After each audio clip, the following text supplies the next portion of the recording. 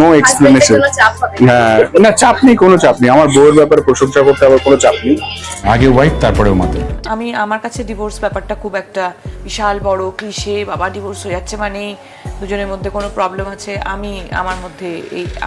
এবার শুভশ্রীকে ডিভোর্স দেওয়া প্রসঙ্গে মুখ খুললেন রাজ চক্রবর্তী। টলিউডের অন্যতম হাই প্রোফাইল দম্পতি রাজ চক্রবর্তী ও শুভশ্রী গাঙ্গুলির সাজানো সংসারে নাকি বড়সড় ফাটল ধরেছে। টলিপাড়ার অন্দরের এখন একটাই খবর, প্রায় 2 মাস আগে রাজ শুভশ্রীর ডিভোর্স হয়ে গেছে। বর্তমানে তারা আর একসঙ্গে থাকছেন না এবং তাদের দীর্ঘদিনের মধুর সম্পর্কে এক চরম তিক্ততা তৈরি হয়েছে। সূত্রের খবর বলছে, বিগত প্রায় 2 মাস ধরে রাজ ও শুভশ্রীকে কোনো পারিবারিক অনুষ্ঠান বা পাবলিক প্লেসে একসঙ্গে দেখা যাচ্ছে না। শুভশ্রী গাঙ্গুলি তার 2 সন্তান ইউভান ও ইয়ালিনীকে নিয়ে রাজের বাড়ি ছেড়ে সম্পূর্ণ আলাদা একটি ফ্ল্যাটে গিয়ে উঠেছেন। বর্তমানে নিজের নতুন ছবির প্রচারণায় দিনরাত ব্যস্ত সময় পার করছেন অভিনেত্রী শুভশ্রী। তবে স্ত্রীর ছবির প্রচারণায় কোনো জায়গাতেই দেখা মিলছে না পরিচালক রাজ চক্রবর্তীর। এমনকি রাজও নাকি আর শুভশ্রীকে নিজের জীবনে ফিরিয়ে নিতে আগ্রহী নন।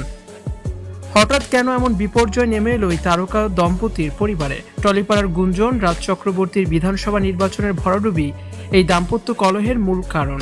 নির্বাচনের এই চরম ব্যর্থতার পেছনে শুভশ্রীর কোনো ভূমিকা বা পারিবারিক দায়বদ্ধতার অভাবকে দায়ী করেছেন রাজ, জানিয়ে তাদের মধ্যে তীব্র অশান্তি শুরু হয়।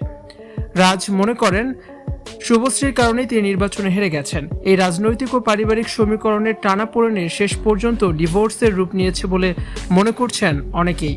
অথচ একটা সময় ছিল যখন রাজ চক্রবর্তী প্রকাশ্যে সংবাদ মাধ্যমের সামনে বলেছিলেন, সন্তানের চেয়েও আমার কাছে স্ত্রী শুভশ্রী আগে। কিন্তু সময়ের ব্যবধানে আজ সেই গভীর ভালোবাসার সম্পর্কও বালির বাঁধের মতো ভেঙে পড়েছে। রাজ শুভশ্রীর এই আকস্মিক দূরত্বের খবরে স্বাভাবিকভাবেই টলিপাড়া থেকে শুরু করে সাধারণ অনুগামীদের মনে তীব্র চাঞ্চল্যের সৃষ্টি হয়েছে।